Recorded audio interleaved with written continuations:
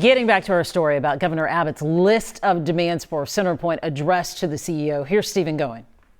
So this new list of demands, it comes after the state and the Public Utility Commission have already launched an investigation into CenterPoint, and that could take some time. But in this letter to the energy company today, the governor laid out what he wants CenterPoint to do now, by the end of July, to improve practices. For example, he wants CenterPoint to submit plans on how they'll trim trees that threaten power lines. He also wants CenterPoint to explain how they'll be prepared for the next storm, asking the energy company to make sure they have a sufficient number of pre-staged workers next time and the plans in place to quickly restore power to hospitals, nursing homes, and senior facilities.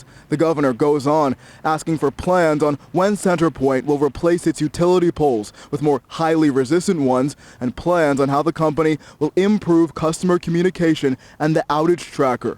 Now, if CenterPoint fails to provide what the governor has asked for, Abbott said he'll issue executive orders in response to any impending tropical storm or hurricane to impose requirements on CenterPoint aimed at keeping the lights on.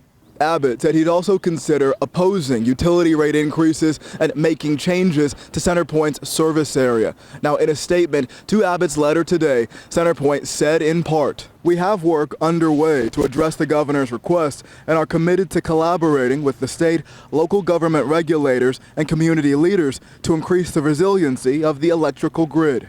In Houston, Stephen Gowen, KHOU 11 News.